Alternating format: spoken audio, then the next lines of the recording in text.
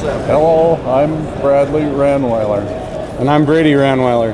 And I'm Corey Ranweiler. And we brought our 1963 impressive Chevy station wagon to the Detroit Autorama 2020. First thing we'll go through is the motor.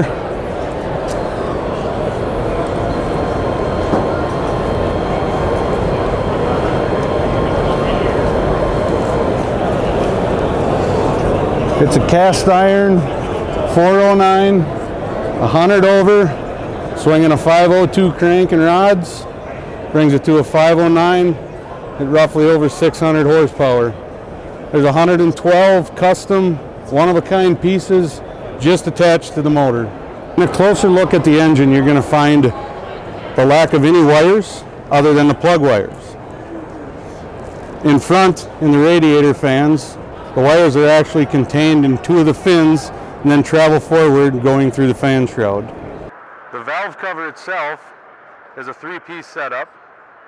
The bottom piece bolts on where a stock valve cover would have and carries all four valves or plug wires.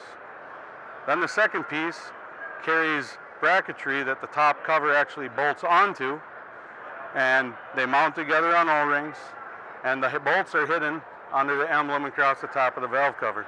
The wagon started life as a four-door. As you can see, it now has two. There's a 3-inch chop in the roof. Our A pillar has been manipulated about 7 degrees, sliding the roof forward, setting a new B pillar, and totally recreating the sail panel area by hand and the back gate. The body lines on the side have been accentuated. The front end is unitized.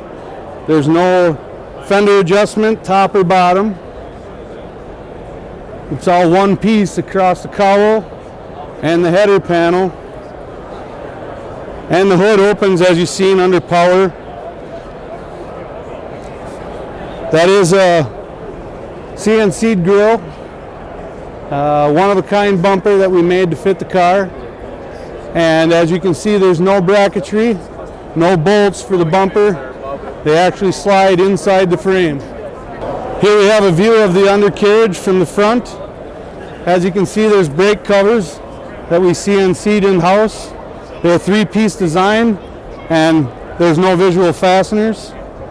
Anywhere underneath the car where there needed to be a fastener, we either machined a one-off stainless bolt or a brass bolt in a place that we didn't need the strength and had those plated.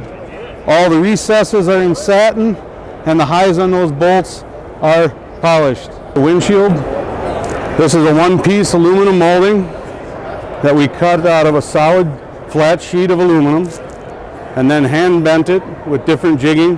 There's about 70 hours of bending to get it to fit the body. Right now we're going to talk about the door and a little bit about the interior. As you've seen, the door popped itself open. It does not have a mechanical popper.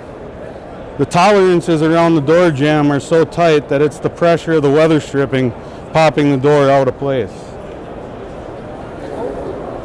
As you can see when you go into the interior, it's based on a 1960 Chevrolet Dash, but everything is one of a kind.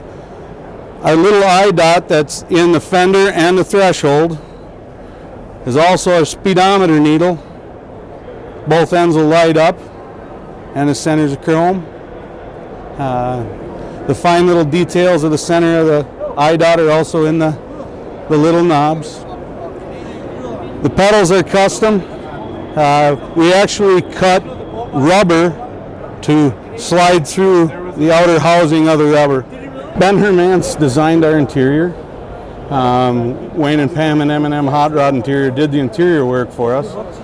As you can see, it's a 4-bucket setup. These seat shells came out of a 1959 Cadillac Eldorado. They're fastenerless, but they also have the complete stainless trim. They have been highly modified to actually fit in the vehicle, but they still look the part. So when we completed the roof modifications, pretty much from this point on back is all hand built. Okay, we really wanted to capture the look of what an Impala would have been, but yet carry it over into a wagon. this general arc is pretty much spot on to an Impala. As it wraps around, this gate is a one-piece construction, all steel, whole car is steel, and as you can see, it carries over the Impala look. This gas cap here is electric.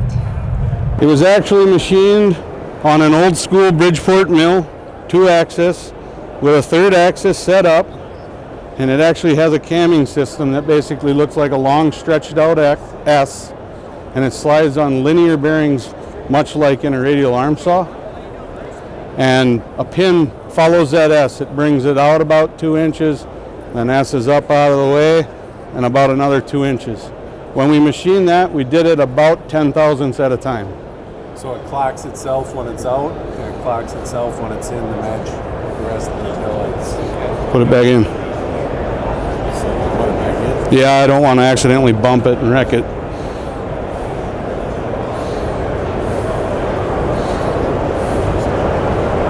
The back gate will open under power. There's 2 actuators hidden in the sail panel, and we have very minimal bounce because there's counterweight built into the gate.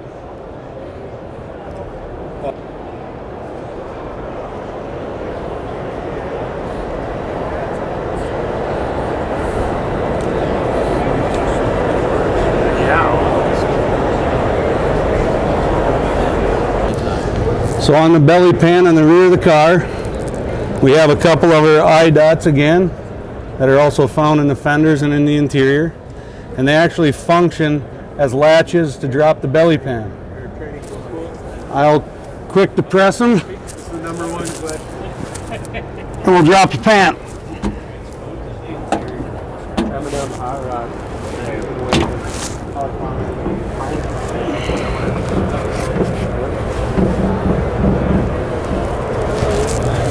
As you can see, under the pan is as detailed as anywhere.